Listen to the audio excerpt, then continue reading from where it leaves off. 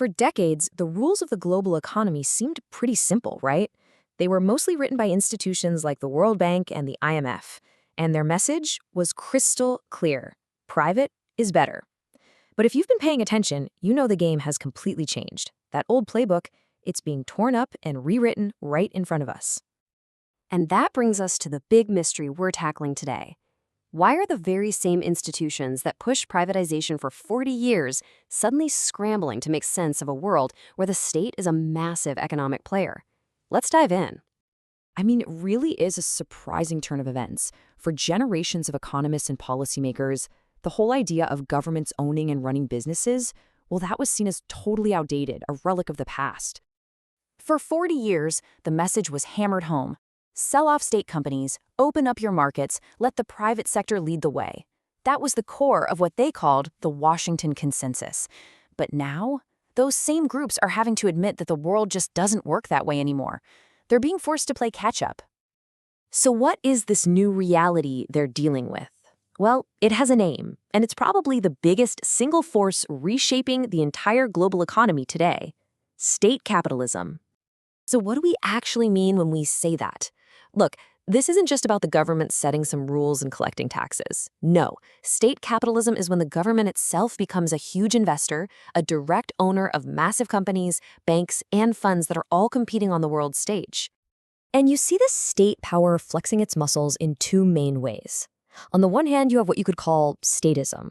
That's the traditional stuff, like industrial policy and regulation. But what has absolutely exploded is the second kind: state capital hybrids. We're talking about state-owned enterprises, or SOEs. Think of a giant like Saudi Aramco, and sovereign wealth funds, SWFs. These aren't just government offices. They're huge corporate players owned by the state, out there competing globally. And just to get a sense of the sheer scale we're talking about, check out this number. In 2020, state-run sovereign wealth funds managed $8.5 trillion in assets. Now, to put that into perspective, that's more than an eightfold jump since the year 2000. These are just colossal pools of government-controlled cash. But hold on, because the SWFs are only one part of the picture. The state-owned enterprises, the SOEs, are an even bigger piece of the puzzle. The assets they hold globally are now worth a mind-blowing $45 trillion. That's equal to half of global GDP. These are the true giants of this new economic world. This chart really just lays it all out. Just 2 decades ago, SOEs were a pretty small slice of the world's biggest companies.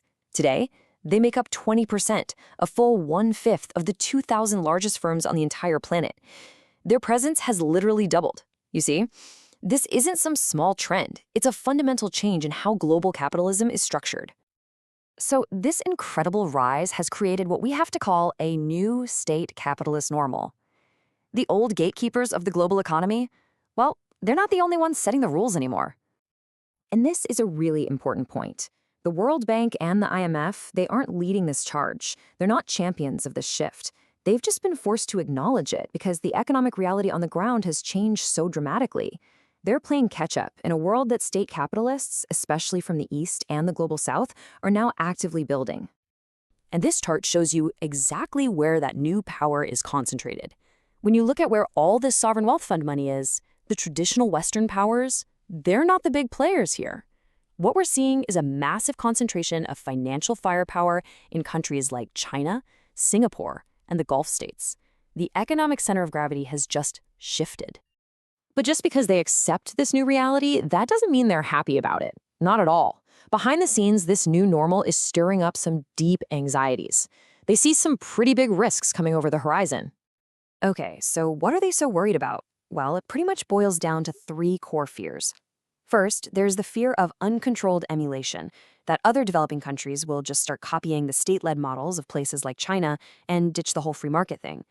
Second, there's market distortion, the worry that these state-owned giants don't play by the same rules and use government backing to crush private companies unfairly. And third, they're afraid of a protectionist backlash, where all of this just triggers trade wars and geopolitical messes, fracturing the whole global economy.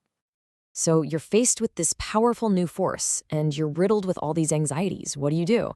Well, you can't ignore it, so you try to reshape it in your own image. Let's take a look at the new playbook they're trying to write. Honestly, this quote from a World Bank official says it all.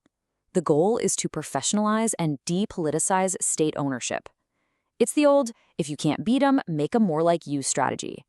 The whole idea is to try and strip the state out of state capitalism, or at least the political parts that make the old liberal order so nervous. So how do they plan to do that?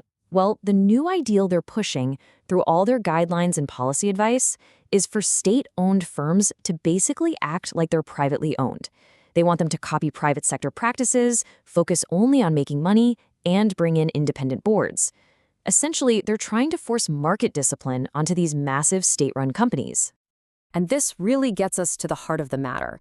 This isn't just some technical, boring debate about corporate governance. No, this is an ideological battle for the future of the entire global economy. When you boil it all down, what we're really watching is a massive strategic adjustment. The traditional guardians of the liberal market-based system are trying to save the core principles of that system in a world that looks completely different.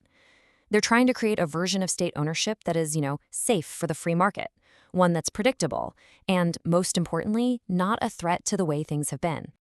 Which, of course, leaves us with the fundamental question for this new era. Is it actually possible to depoliticize something that is, by its very definition, owned by the state? Can these giant companies, which are tools of national power, ever really behave like just another private business? That tension, right there, is what's going to define the global economy for years to come.